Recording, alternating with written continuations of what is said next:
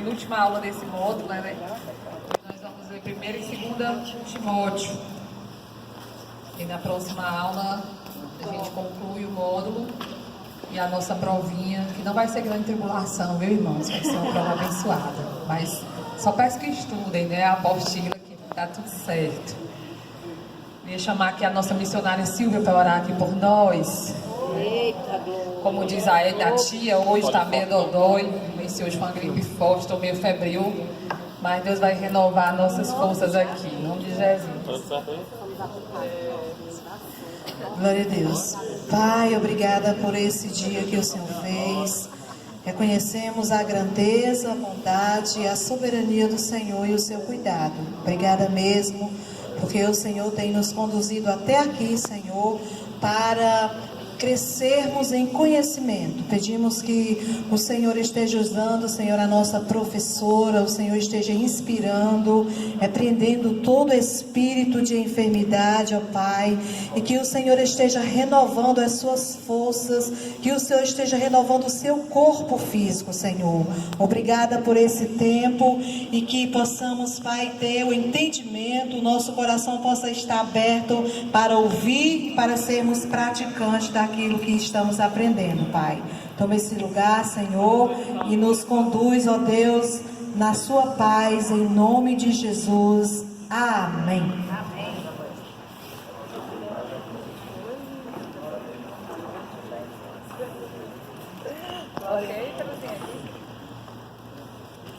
Amém, queridos. Então hoje nós vamos estar vendo as 2 cartas de Paulo a Timóteo. Essas cartas elas são conhecidas como cartas pastorais, né? Tanto 1ª e 2ª Timóteo como o Tito, elas são conhecidas como cartas pastorais, porque foram cartas que Paulo escreveu a 2 jovens pastores, a 2 ministros do Evangelho, dando orientações a ele como eles deveriam, como eles resolviam diversas demandas na Igreja de Deus, no ministério eclesiástico, né? Então, as cartas pastorais, 1ª, 2ª Timóteo e Tito, né?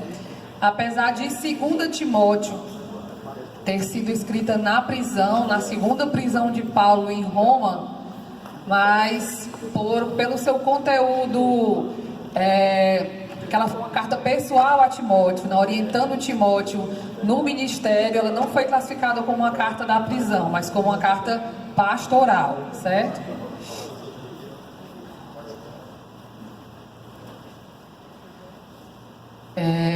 Ela teve essa denominação de carta pastoral pela primeira vez por Tomás de Aquino em 1274, né? Elas diferem das demais cartas de Paulo. Por exemplo, nós temos cartas que têm o tom eminentemente doutrinário e teológico, como é a carta aos Romanos. Tem cartas com o tom eminentemente exortativo, como é 1 Coríntios. E há cartas com foco na doutrina da igreja, que é Éfeso. Cartas com o foco na doutrina da cristologia, que é Colossenses, né? E nós temos cartas dirigidas especificamente a algumas igrejas, como Romanos, Filipenses, Colossenses, Tessalonicenses. Temos uma carta de Paulo que é pessoal, que é a carta de Filemon, que é uma carta que Paulo escreve a esse obreiro de Colossos, né, pelo motivo dele ter conhecido Onésimo, que era um escravo de Filemon, que tinha fugido, e por um propósito de Deus foi parar na mesma prisão de Paulo em Roma, né? Paulo ganhou Onésimo para Jesus e o enviou de volta a Filemon, agora não mais como escravo, mas como irmão em Cristo. E temos as epístolas pastorais, a Timóteo e Tito, que, como eu falei, tem o propósito de orientar esses 2 ministros a lidarem corretamente com as diversas demandas da vida eclesiástica. E quais são os propósitos dessas cartas, né? Paulo tinha alguns propósitos em vista ao escrever essas 2 cartas. O conteúdo básico das epístolas pastorais consiste no direcionamento aos ministros com respeito à organização, à doutrina e à vida da igreja cristã. Então, nessa primeira carta de Timóteo, o tema básico é a organização da igreja. Na segunda carta, Paulo insiste na pureza da doutrina, e a carta a Tito trata do desenvolvimento de uma vida cristã responsável, né? Então, esse é o propósito das cartas pastorais. E a carta de 1 Timóteo, os propósitos específicos dela são: primeiro, é combater os falsos mestres e suas falsas doutrinas, né? Como em todas as cartas de Paulo, ele está sempre combatendo as heresias, os falsos ensinos na igreja. E segundo, é oferecer recomendações práticas para a vida na igreja. Quais eram essas recomendações? Ele traz a Timóteo orientação da condução do culto público, como deveria ser o culto. Ele estabelece critério para a eleição dos oficiais, né, dos presbíteros, dos diáconos da igreja. Ele orienta o relacionamento pastoral com as ovelhas, como é que o Paulo tratava os anciãos, mais jovens, as ovelhas em si. E ele ensina a forma correta de o pastor agir na igreja. Normatiza a assistência social às viúvas, ele vai orientar como é que deveria ser essa assistência social. E corrige também aqueles que faziam a obra do Senhor visando o lucro, né? Então, o propósito da primeira carta a Timóteo são esses aqui. O autor, né? Nós temos tanto evidências internas e externas que o autor dessas cartas é o apóstolo Paulo. No século XIX, alguns teólogos liberais, eles colocaram em dúvida essas evidências. Qual era o questionamento deles, né? Eles questionavam que o livro de Atos tinha terminado no capítulo 28, com Paulo preso em Roma, na sua primeira prisão. Então, na cabeça desses teólogos, né, que Paulo tinha sido martirizado naquela primeira prisão em Roma. Mas há muitos relatos na história de que Paulo ele saiu dessa primeira prisão, como lá em Filipenses 1, ele fala do interesse dele de sair dessa prisão, pede oração para sair dessa prisão, e de fato ele saiu, né? Então, ao sair dessa prisão, ele fez a sua 4ª viagem missionária, deixou Timóteo como pastor da igreja de Éfeso, deixou Tito em Creta, e nesse interregno, ou seja, nesse intervalo entre a primeira e a segunda prisão de Paulo, no ano 64, aconteceu o incêndio de Roma, né? Que Nero incendiou Roma. E depois desse incêndio, Paulo ele é caçado, preso e colocado numa masmorra. Então, daqui a pouquinho, lá na frente, a gente vai detalhar um pouco mais isso. E a quem foi escrita essa carta, né? Paulo escreveu as 2 cartas pastorais a Timóteo, quando ele era pastor da igreja de Éfeso, que era a capital da Ásia Menor, que naquele momento era a cidade mais estratégica do cristianismo, né? E quem era esse Timóteo? A quem Paulo confiou essa missão tão importante, a quem Paulo passa o seu cajado antes do seu martírio, né? Vamos falar um pouquinho da família de Timóteo. Timóteo ele era natural de Listra, filho de pai grego e mãe judia. Ou seja, Timóteo era fruto de um casamento misto, né? Mãe cristã e o pai que não era cristão. Embora sua mãe e sua avó houvessem tido maior influência em sua formação religiosa, né? A gente vê Paulo dando testemunho disso, que ele aprendeu as sagradas letras, que ele tinha uma fé firme, passada pela avó, passada pela mãe. Então, Timóteo não deve ter frequentado a sinagoga, uma vez que ele não era circuncidado, né? Que a gente vê que lá na frente, no início do ministério dele, Paulo vai circuncidar para que ele tivesse a aceitação dos crentes judeus que viviam nesse perrengue com Paulo por conta da circuncisão. Então, para que Timóteo não tivesse rejeição, Paulo tinha circuncidado. E a criação de Timóteo. Timóteo foi influenciado fortemente por sua mãe Eunice e sua avó Lóide. Essas 2 mulheres piedosas ensinaram a Timóteo as sagradas letras desde a infância. Então ele fala que a mesma fé sem fingimento que habitou no coração delas, também habitou no coração de Timóteo. E aqui a gente vê a importância de nós passarmos para os nossos filhos, irmãos, a convicção da nossa fé, a convicção da nossa salvação, de nós discipularmos os nossos filhos. O maior discipulador dos nossos filhos deve ser nós. Tem muitos pais que eles esperam só pela salinha da igreja. Só que a salinha da igreja ela é como se fosse uma sobremesa que os nossos filhos recebem espiritual. A comida forte espiritual, o verdadeiro ensino, ele deve ser passado em casa.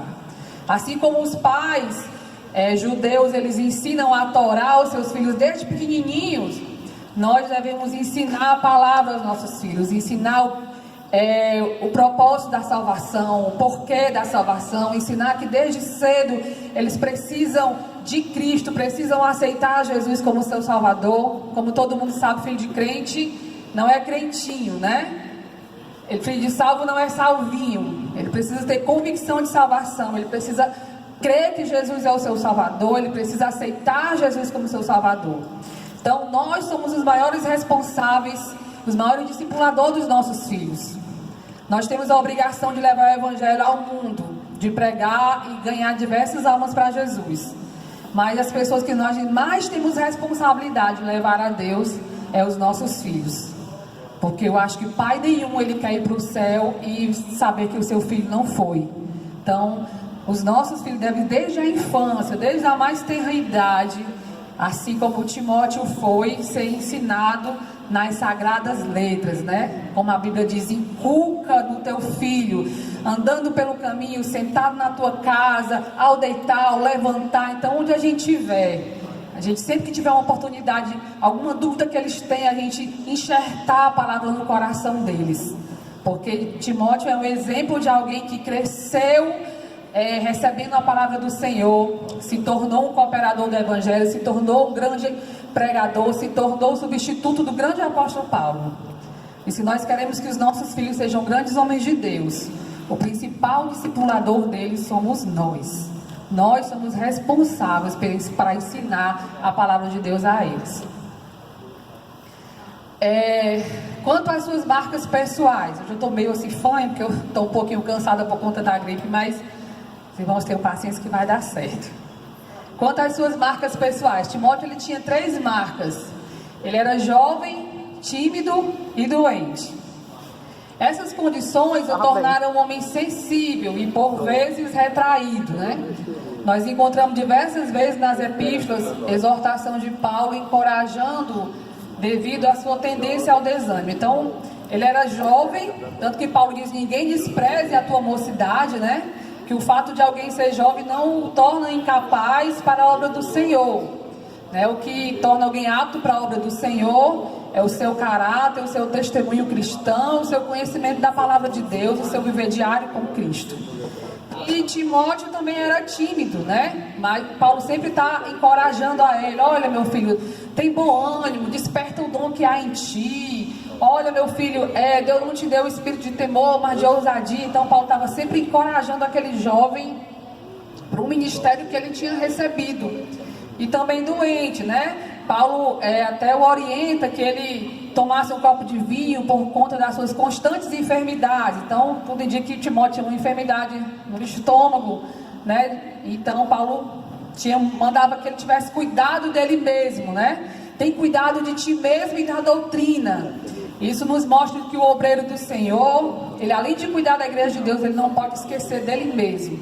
Ele não pode esquecer da sua saúde física, não pode esquecer da sua saúde espiritual, não pode esquecer da sua família e, logicamente, da igreja do Senhor.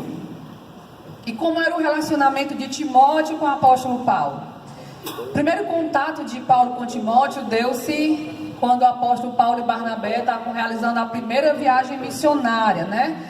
Na província da Galácia, por volta do ano 45 depois de Cristo.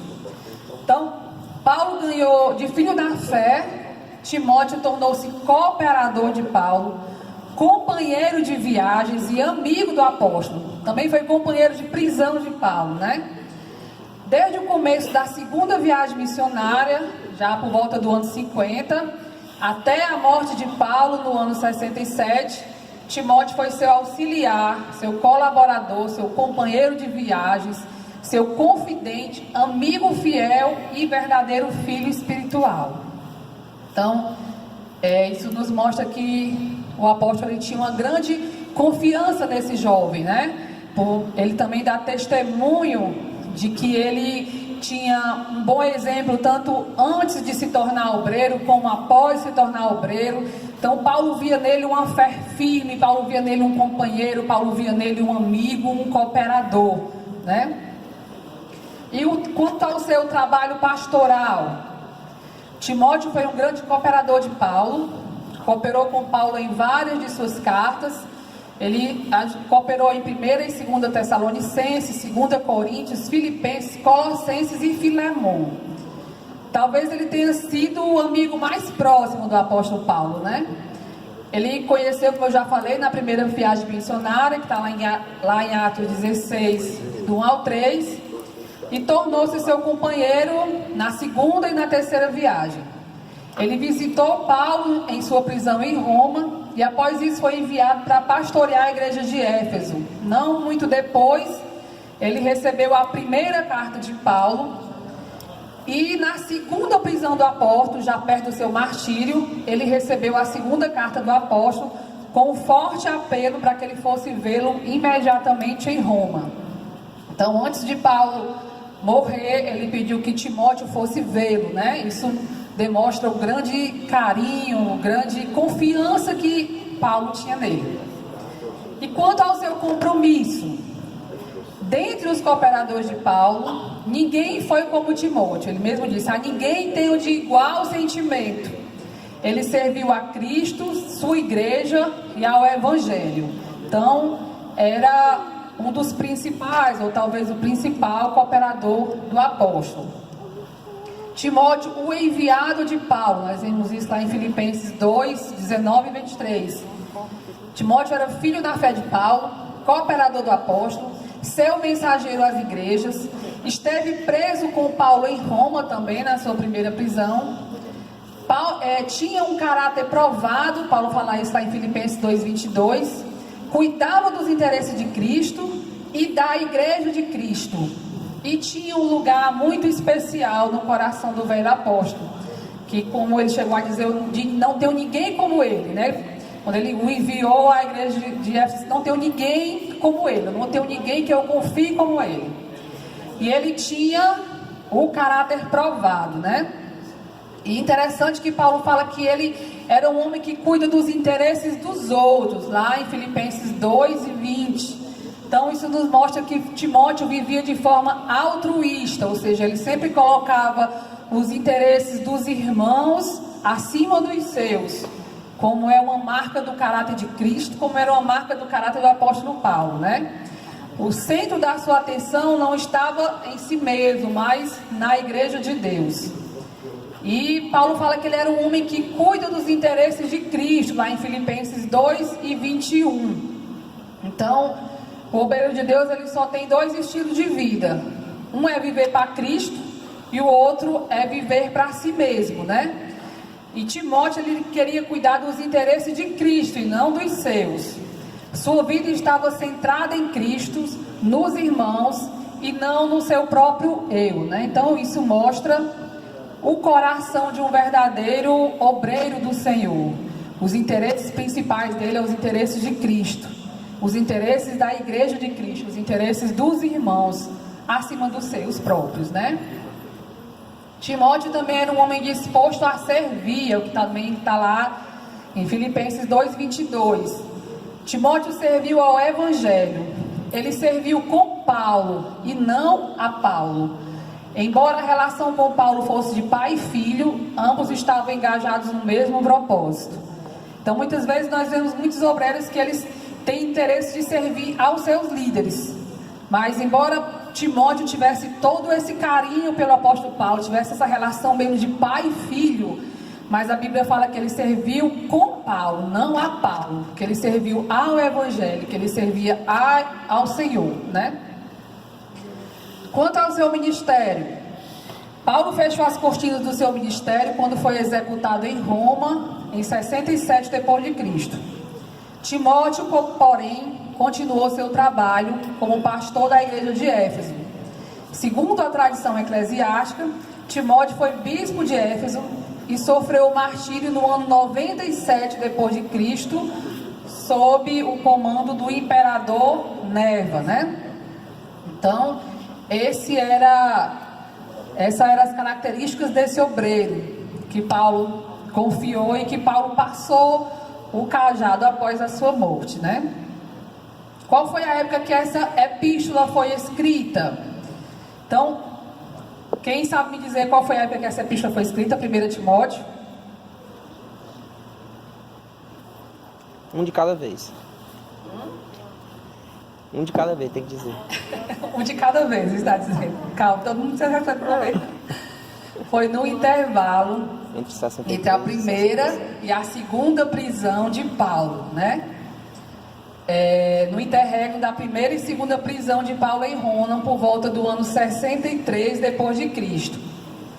E a sua segunda carta, 2 Timóteo, foi escrito na sua segunda prisão em Roma, pouco antes do seu martírio, no ano 67 depois de Cristo. Amém? Então vamos ao esboço da carta, né? Capítulo 1. Ele vai falar da importância da sã doutrina e o perigo das heresias. Então, Paulo aqui mais uma vez inicia essa carta defendendo o seu apostolado. E ele vai mostrar aqui 5 características encontradas dos apóstolos nas Escrituras. Primeiro, haviam sido escolhidos e chamados pelo próprio Senhor Jesus. Foram testemunhas presenciais das suas palavras e obras. Os apóstolos haviam sido dotados do Espírito Santo com uma medida especial, ou seja, tanto na operação de milagres, como na revelação dos escritos do cânon sagrado, né? A obra deles era seguida de sinais e milagres, dando muito frutos. O ofício não está restrito a uma igreja local, nem destina-se a um breve período, mas destina-se a toda a igreja. Então, os apóstolos não estavam restritos só à igreja primitiva, mas os seus escritos, o seu modelo de vida, os seus exemplos servem até nós nos dias de hoje, né? Apesar de hoje nós não termos o ofício de apóstolo, como os apóstolos do Cordeiro, mas apóstolo hoje tem um sentido de enviado, ou seja, de missionário, de plantador. Então todos aqueles que são desbravadores, aqueles que são plantadores de igreja, hoje é como se fosse considerado os apóstolos dos dias atuais, né? Porque tem muita gente aí, pastor de grandes igrejas, se auto-titulando apóstolo, mas na verdade apóstolo é aquele que desbrava o evangelho, é aquele que vai fundar a igreja, é aquele que vai levar o evangelho aos lugares mais remotos. Desde a saudação da carta de Paulo, afirma sua autoridade como servo de Jesus Cristo aos que causavam problemas a Timóteo, lembrando que Deus o havia colocado lá, pois sua autoridade era proveniente de Deus. Tanto Paulo como Timóteo haviam sido enviados pelo Senhor. Um dos motivos pelos quais os obreiros cristãos devem continuar trabalhando é por causa da presença dos falsos mestres. Então, como em toda a história da igreja, sempre haverá os falsos mestres, sempre haverá os falsos ensinos. E os obreiros do Senhor devem estar aptos a rebatê-los segundo a palavra de Deus, para que a igreja do Senhor não seja contaminada com as heresias dos muitos falsos ensinos que sempre houve em todas as épocas e até os nossos dias, né? Então, nesse primeiro capítulo, o apóstolo fala sobre 3 responsabilidades do ministro. As principais responsabilidades do ministro: a primeira é ensinar a sã doutrina, a segunda, proclamar o evangelho e defender a sã doutrina. Então, o ministro de Deus, ele precisa ter esses 3 requisitos: ensinar, pregar o evangelho e defender o santo evangelho de Deus. E lá no capítulo 2, ele vai falar, ele começa a ensinar sobre os princípios divinos do culto público. As cartas pastorais tinham como propósito orientar os pastores jovens a procederem corretamente na igreja de Deus. Paulo orienta a Timóteo acerca do culto público e faz 3 recomendações principais. Então isso aqui era uma carta de um pastor experiente a um jovem pastor, né, que estava ingressando no ministério e que futuramente ia substituí-lo, né? Aí ele começa falando sobre a importância da oração no culto. Aí ele fala que a oração vem antes de tudo, fala da variedade da oração, súplicas, intercessões e ações de graça, né, os diversos tipos de orações. Fala quais são os alvos da oração, que é todos os homens, reis e autoridades. Os irmãos observem que Paulo estava mandando Timóteo orar pelas autoridades, né, pelos reis. E na época, o imperador de Roma, quem sabe quem era o imperador nessa época aqui da primeira carta? Aquele bem bonzinho. Nero, né? Coisa muito boa. Mandou matar a própria mãe, mandou matar várias pessoas da família, incendiou Roma e colocou a culpa nos cristãos. Mas mesmo assim, Paulo manda Timóteo orar pelas autoridades constituídas, né? Então isso é um dever da igreja, orar por aquelas autoridades que estão sobre nós. Então, que isso sirva de lição para muitos de nós, porque muitas vezes a gente só murmura contra as autoridades, a gente só, muitas vezes até diz palavras de maldição, mas o nosso dever como servo de Deus é orar por essas autoridades, porque como a Bíblia diz, se eles fizerem um bom governo, nós seremos abençoados. Se eles forem maus, nós também vamos sofrer as consequências desse mau governo, né?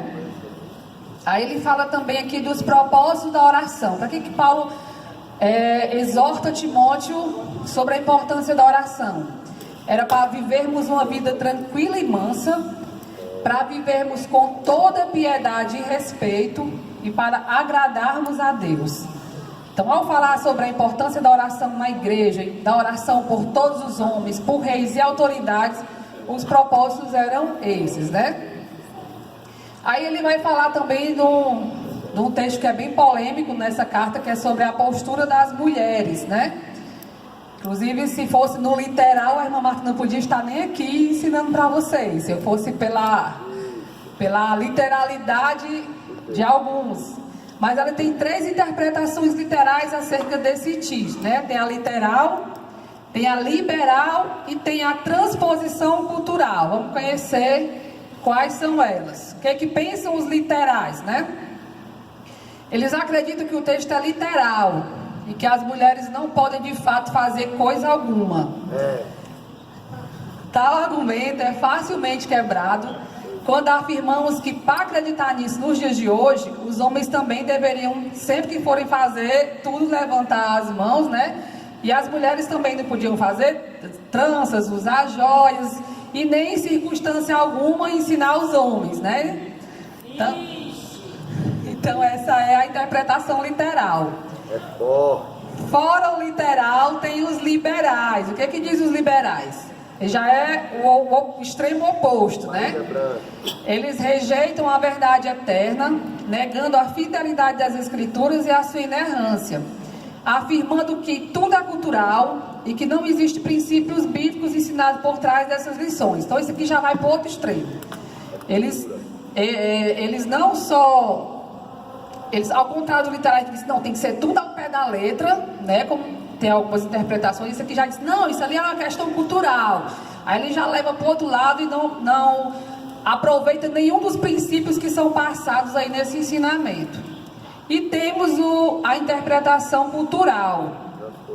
Essa é a melhor forma de interpretar os versículos do 8 ao 15, pois esse método de interpretação das Escrituras nos ensina a interpretarmos o texto sem exageros literais e nem liberais, compreendendo assim o contexto histórico, porém extraindo do texto e aplicando para as nossas vidas nos dias de hoje os princípios que se encontram nele e no seu contexto histórico, cultural e social que o texto foi escrito.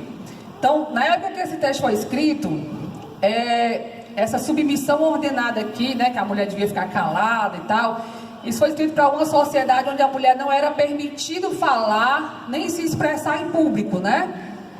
Pois assim ela estaria quebrando uma lei estabelecida pelas autoridades da época. É por isso que Paulo fala lá que as mulheres tinham que perguntar aos maridos em casa, aquele negócio todo. Embora isso não se aplique Porque na nossa cultura, nós não temos nenhuma lei que proíba a mulher de falar em público, de ensinar, muito pelo contrário, as mulheres estão cada dia galgando posições cada vez mais elevadas na sociedade, né? Mas nós não podemos descartar de todos esses conceitos, porque ele tem um princípio muito importante, que é o princípio da submissão. Aí ele vai falar, né, de um princípio da submissão, que os filhos devem ser submissos aos pais, aos empregados, patrões, cidadãos, às autoridades, as esposas aos maridos e os cristãos uns aos outros. Então, apesar do contexto cultural não se aplicar quanto às mulheres poderem pregar ou ensinar, mas o princípio bíblico de submissão da mulher, esse precisa ficar guardado para nós.